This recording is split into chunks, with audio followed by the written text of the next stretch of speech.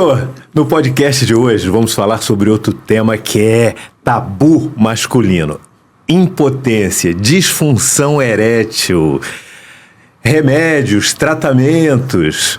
Existe realmente um tratamento eficiente? Remédios? Quais os que funcionam? Quais os que são apenas mito? A história dos cremes.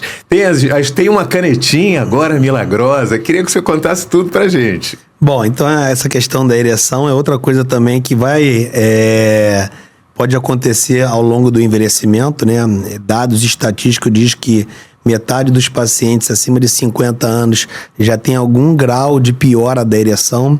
Existe uma série de fatores de risco que podem levar o homem a ter problema de ereção.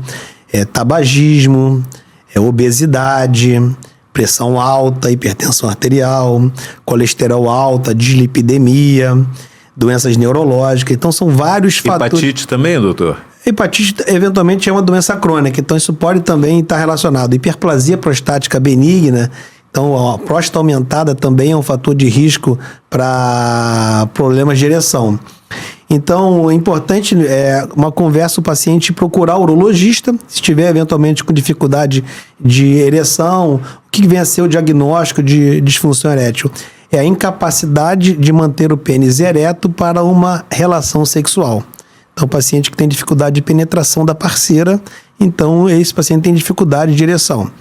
Então, uma vez feito o diagnóstico, a gente tem que saber as causas. Se o paciente fuma, orientar em relação ao tabagismo, pressão alta, tratar a pressão alta, colesterol alto, às vezes pode ser deficiência de testosterona, então a gente tem que fazer a investigação disso também em relação à parte de testosterona do homem. Uma vez feito o diagnóstico e também sabendo os efeitos que podem ter causado a ereção, a gente tem uma série de tratamentos.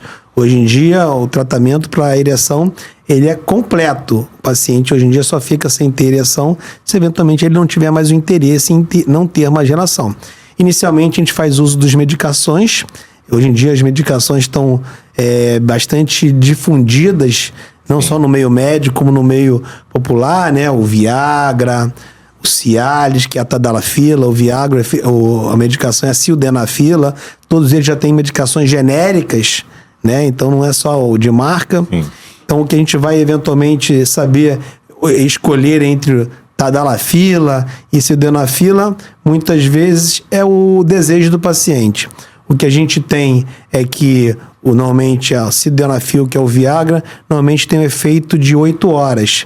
Então ele tem que tomar 1 hora, 2 horas antes da relação sexual e o paciente tem que ter essa relação sexual em até 8 horas. Já a Tadalafila, ela tem um efeito de 36 horas. Então é mais cômodo para o paciente. Então ele pode tomar a medicação, às vezes numa sexta-feira, e ter relação no sábado e no domingo. Outro benefício da Tadalafila é você poder fazer doses baixas diariamente. Então você toma uma dose baixa todo dia e o paciente já está com aquela medicação na corrente sanguínea e ele está tendo efeito. A hora que ele quiser ter uma relação sexual, ele não precisa se programar para essa relação sexual.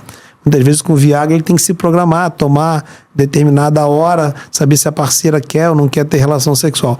Com a Tadalafila você pode tomar uma dose baixa diariamente.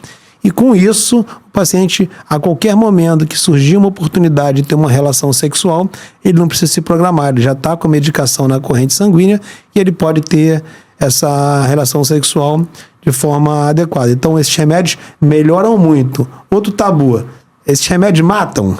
E ele pergunta, né? Isso, efeitos colaterais. Então, remédio não mata. Viagra não mata, Cialis não mata, porque se esses remédios matassem, não poderiam ser vendidos na farmácia. Sim. O remédio é desde 1998, o Viagra. Então, o que muitas vezes aconteceu muito, as pessoas tomavam a medicação e infartavam. Muitas vezes o que provoca o infarto agudo do miocárdio é o esforço físico. A pessoa tem uma relação sexual que demanda um esforço físico. Às vezes é similar ao esforço físico de uma caminhada na esteira. Então, a atividade física decorrente da relação sexual é que pode levar o paciente a eventualmente infartar. Então, essas medicações, é importante deixar claro que as medicações estão extremamente seguras.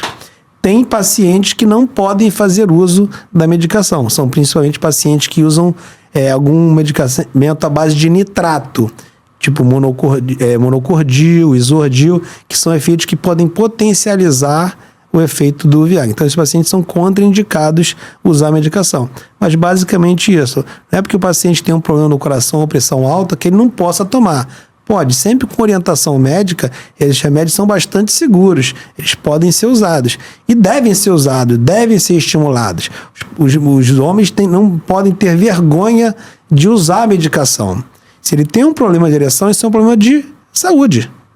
Ele está com a piora da qualidade da ereção. Isso aí piora a qualidade de vida, inclusive, do homem. Então, um dos tabus que a gente tem que quebrar é que o homem não deve usar a medicação. Deve sim, com orientação médica, adequadamente, sob supervisão. Se o paciente teve algum efeito colateral, pode ter dor de cabeça, pode dar um pouquinho de dor nas costas, pode dar um pouquinho de azia, dependendo da medicação que vai ser usada, que o urologista consegue informar o paciente a respeito desses efeitos colaterais específicos de cada medicação, mas que deve ser estimulada sempre que o paciente tem uma dificuldade de ereção para melhorar a qualidade da ereção dele e deixar de ser um tabu, eventualmente, usar essa medicação, porque hoje em dia é uma das medicações mais usadas para uma doença que pode acontecer com o homem, que piora a qualidade de vida, e o homem não pode deixar de fazer uso dessa ferramenta, que é a medicação, para melhorar a qualidade de vida dele.